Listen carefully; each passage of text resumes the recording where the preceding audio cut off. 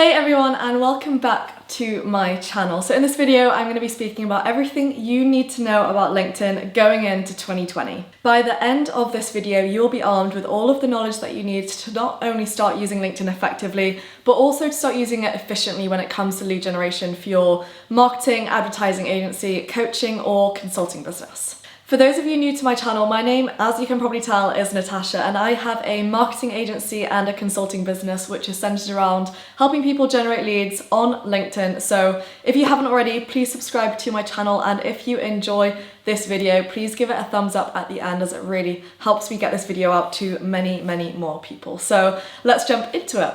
At the time of recording this, there are over 575 million users on LinkedIn. Now, out of that pool of 575 million, there are 60 million users that are in decision-making positions. Now, that should be music to your ears if you're in the B2B space. You might be using cold calling, cold emailing, cold video audits. If you're not using LinkedIn in that mix or as your only way of generating leads, then you should definitely consider integrating this into your outreach strategy, because out of all the different platforms, LinkedIn is the place with the highest concentration of decision makers. And if you are not using LinkedIn as part of your marketing mix when it comes to lead generation, outreach, finding prospects, then I would highly recommend that you do at least listen to the end of this video and make a decision at the end as to whether you should start using it or not. While you go through this video, I'm going to be mentioning a couple of different important points that relates to things that might have changed in LinkedIn over the course of 2019, and the most common errors that I've seen over the past couple of years teaching LinkedIn, how you can avoid those common errors and make sure that you go into LinkedIn with a strong strategy to start generating leads effectively. Now, the first point I want to touch on is what LinkedIn is actually used for. Now, initially when it came out, it was a place for people to put an online CV of sorts and get found by recruiters, find work, find employment, etc. Now, you can still use it for those things. It's an excellent place to get found by recruiters, find apprenticeships, get an internship. I'm not going to be touching on that specific side of LinkedIn in this video. That will come in a different video later on in the week. But for this video, I want to mention the fact that although it is an excellent place to get found, to get work, you shouldn't just be copy and pasting what you have in your CV onto your LinkedIn profile. LinkedIn is a place where you can showcase what you're good at, your specialities, what you're an expert in, and you can do it in more, not with a, I guess with a basic storyline. On LinkedIn, you can be a little bit more friendly, a little bit more, not in the third person. Really important point that I actually wanted to touch on later, which I'll just mention now. Write your profile in the first person. I don't know why it gets to me so much. A lot of people will either write in third person or first. It's you, like your profile is you. Why are you speaking about yourself in the third person as if somebody else is writing it about you? Your profile is a chance for you to stand out, to be an individual, so please try and use it for that purpose. Think of something that makes you different. It doesn't have to be super impressive, something crazy that you've done, but just something that makes what you do special to you, why you help who you help, and why you're in the industry that you are in. So that was point number one. Point number two is all about keywords. So this, I would say, is probably one of the most important things. You're probably going to hear me say that about every single point, but keywords, I cannot stress enough how much keywords can make or break your success on LinkedIn. Now, keywords are important everywhere. They're not just important in your about section, in your summary, they're important in your skills section, in your headline, everywhere throughout your profile. If you have struggled with keywords, you don't know what your keywords are, I would recommend pausing this video here and making a quick list of 10 words, don't know why I held it 5, 10 words that relate to what you do. So it could be the industry that you're in, what you do, marketing, advertising, Facebook ads, Google ads, SEO, so many different things. Write out keywords of the services that you offer, the industry that you're in, so it could be hospitality, retail, real estate,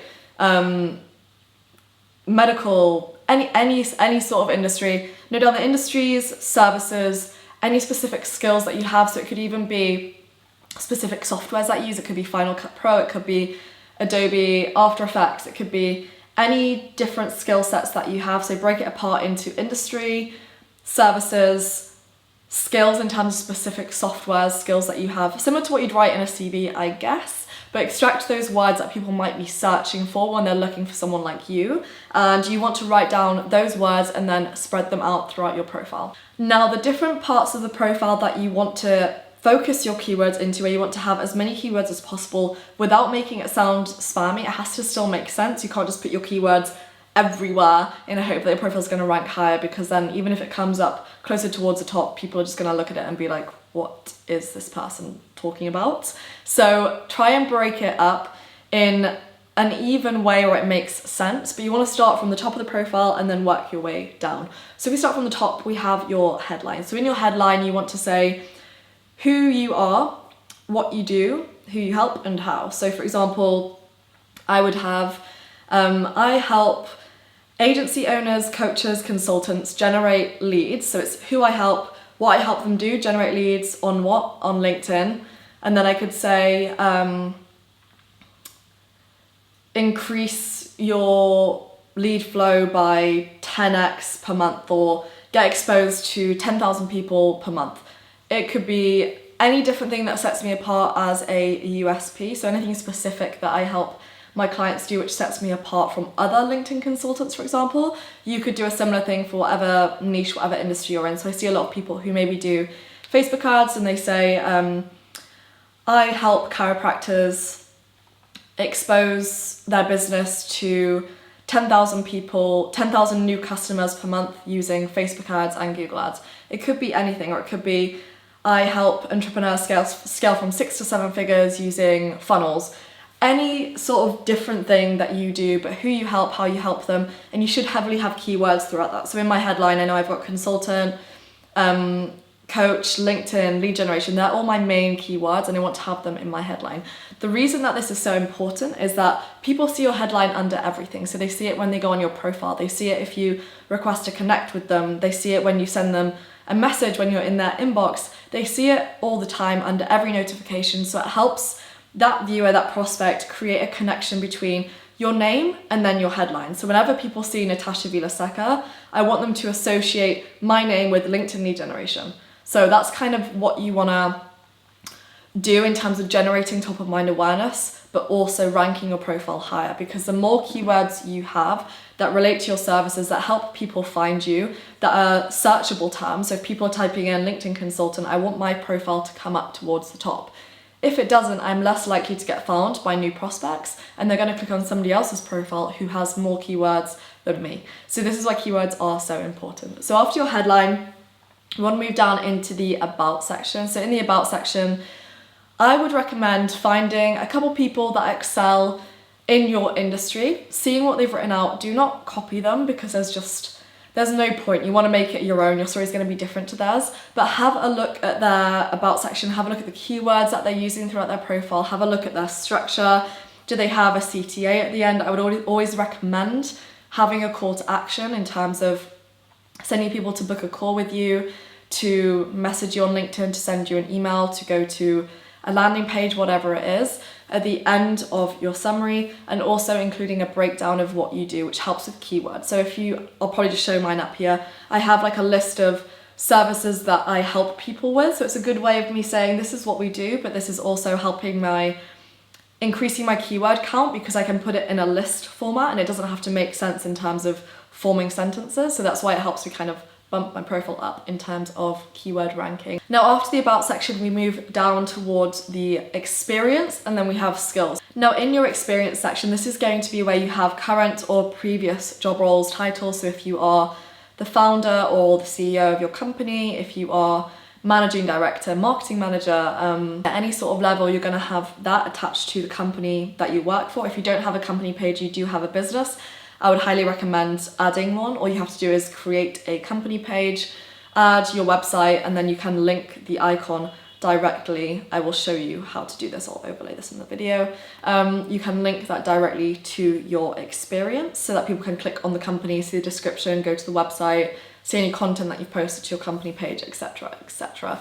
In that description, you want to use keywords heavily describing what your job role was or is at the company, what you do, what you specialize in, etc. Moving on to the final section, we have skills and endorsements. Now, endorsements are just kind of similar to a like on Facebook, so you can add up to 50 skills in this section. I would recommend using up as many of those as possible, but obviously don't use random keywords that don't relate. Like I wouldn't put in mine beauty, because I don't want people to find me that are searching for somebody who does beauty, because it's nothing to do with my industry. So don't just add random words to make up the 50, but try and think of as many relevant skills, which is similar to what we've just done in the keywords. You'll have all those keywords as skills as well.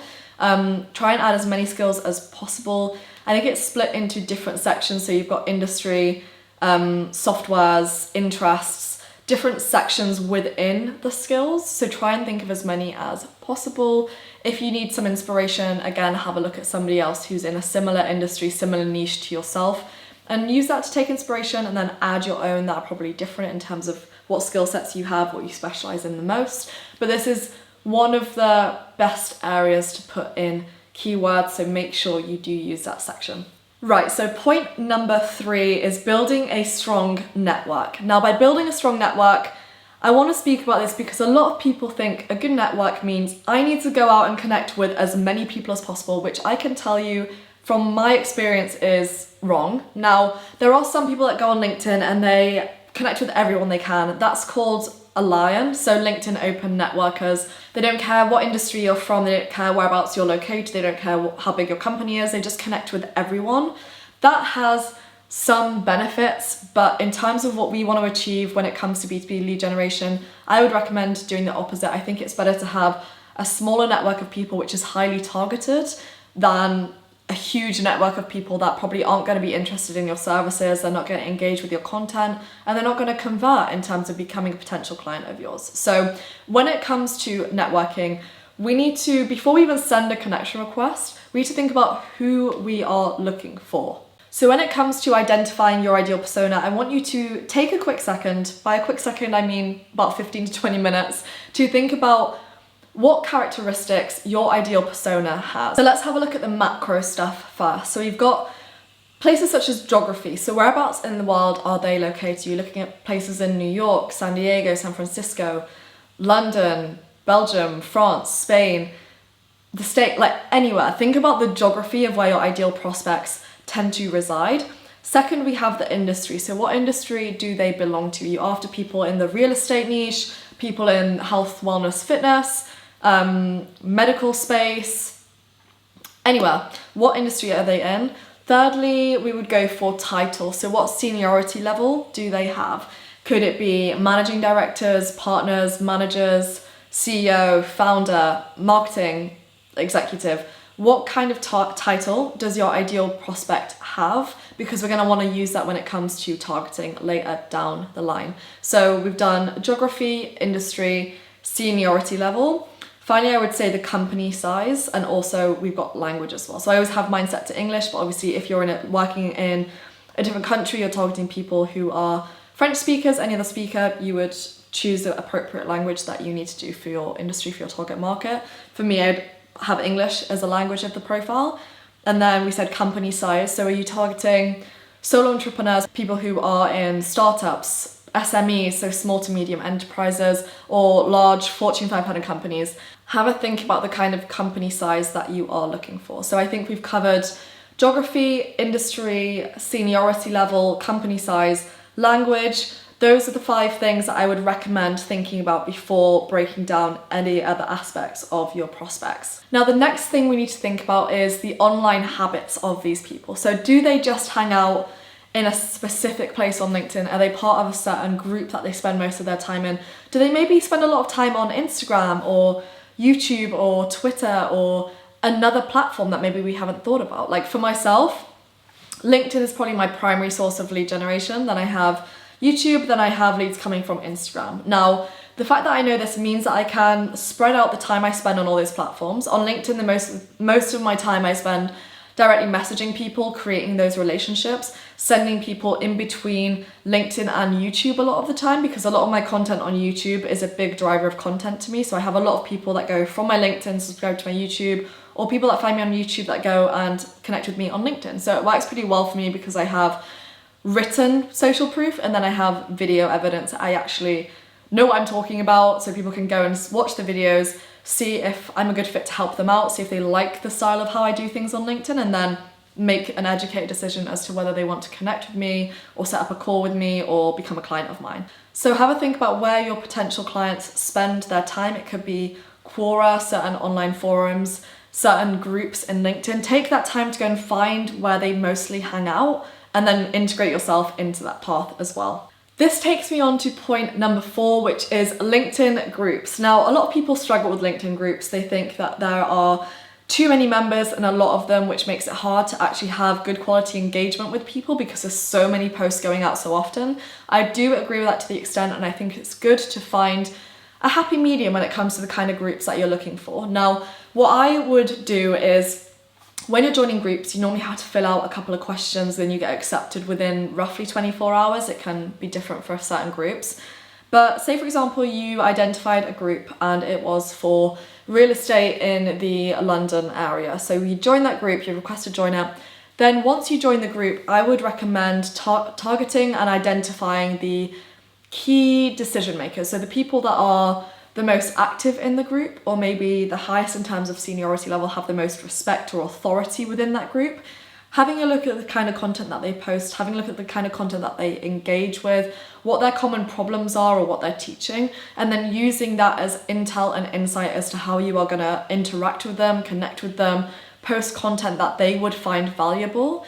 Identify all the key prospects in that group, identify potential clients, and look at their behaviors within that group and then match your own behavior to theirs, if that makes sense. So say, for example, if I see somebody in a group and I'm like, they would be an amazing potential client, I would see what they do. I would interact with some of their content within the group. So like, comment, not just saying great post, because that's just not enough. Like that could be a bot. Like on Instagram, you get so many people using auto commenters and likers, and you can just tell when it's not authentic. So if you're trying to really show someone that you can really like engage with them and you want them to respect you, then I would recommend actually commenting something that is showing that you've read it, that you've taken it in, that you've taken some kind of value or a certain opinion that you may have. You may be adding more to what they've already said to help them out. So after you have identified them, after you've started engaging with your potential prospects, I would recommend following something that I call the ECCC method. Now, I'm not going to go over that now in this video because I've gone over it in a couple other videos as well. I'll link them down below. I'll just say ECCC method and then I'll put the link. Go and watch the video, and then that will help you understand what I mean by the ECCC method. Just wait until the part of the video that goes through that, and then you can take a screenshot, implement it after what I'm saying from the groups, because it's one of the best ways that I have found for having a higher engagement when it comes to new prospects, people in groups, anybody that I'm trying to get into the sales pipeline when it comes to getting people on a call. Now, the final point I want to make is about producing and posting, creating relevant content. If you're not producing content that your network wants to see and that they're going to find valuable, they're not going to care. A quick tip I have for you is to use trending topics. Now, this is located on your home screen in the top right-hand corner. You'll see a list which says Today's News and Views. This is basically a collection of the most popular topics that are trending, that people are speaking about. Now, they cover a wide range of different topics from different industries, so you want to have a look through them, find something that's relevant to you, and then use that as inspiration for the kind of content that you want to be posting. A lot of people use LinkedIn to stay updated on that industry, to stay ahead of the curve, be informed of industry updates, etc. So I think it's a really good way to have content that's going to be highly engaged with, is just by using things that people are searching up. So if people are searching up a certain topic, trend, new update a lot of the time, and then you are posting about it, it helps people want to actually read it and take note and learn, because it's not something that's been spoken about and that seems like a stale topic. Now, another tip I have is removing the link preview. So when you post content, it's normally split into two different types. So you have content creation and content curation. So with creation, that's when you're creating the content yourself. So it's your original content. Content curation is when you've taken somebody else's work. So I could share an article that I read that I found super useful, and I could say, hey, like, this article is incredible, loved the section which spoke about this, found this piece of information super useful, but I would also say, and then add my own opinion, but sharing somebody else's content is curation. So if I was sharing a link. So say I've used the today's news and views section. So I've taken a topic that has been spoken about a lot. I've got a certain article that I want to share to my followers. I would then, when I put the link in, it'll come up with a link preview. I would remove the link preview. So you can remove the link preview or keep it there, just because people see so many links every single day. So they just kind of scroll mindlessly past it. If they see another link preview, it just seems like the same old piece of content. I would recommend adding an image instead. So go and select your own image that you think is intriguing, that's gonna make people stop scrolling and actually take in that piece of content instead of just a link preview, which can sometimes be a little bit boring. I would also recommend tagging people. So I don't mean tagging random people, but I mean tagging people who are relevant, who would actually find the post valuable and interesting. Now, it could be even a prospect that you're in a deep conversation with. You could tag them in the post and be like, hey, thought this person, you guys would find this valuable. Let me know down in the comments below what you think. This is going to do two things. So two things, it's going to increase the chance that people are going to share your post. So if you tag certain people in it, they find it useful. I know if people tag me, I'm more likely to share something than if I'm not related to the piece of content at all. And then the second thing is that with the LinkedIn algorithm, works similar to other algorithms, but the LinkedIn one is super tame, super friendly. So that's why it's becoming a hugely content-based platform, one of the best platforms to post content, because it's so easy to get good organic reach. The main key is to get as much interaction with the post as soon as it is live. So if you're tagging people, it's more likely that in the first 5 to 10 minutes, you're getting a lot of people liking, commenting, sharing the post, which means that LinkedIn is going to get feedback, which is saying, oh, people are really interested in this post. They want to see it, so we're going to show it to more people. And that's going to increase your visibility and increase the chance that your post is going to get reshared, seen by more people, and do better and better and better. So that is everything that I wanted to cover in this video about how to use LinkedIn going into 2020. As I said earlier, it really does help my channel out a lot, and it helps my video get to more people if you hit the thumbs up button. Please let me know in the comments below if you found this video useful, and also what your two main goals are when it comes to your LinkedIn strategy going into the new year. And I will see you in the next video.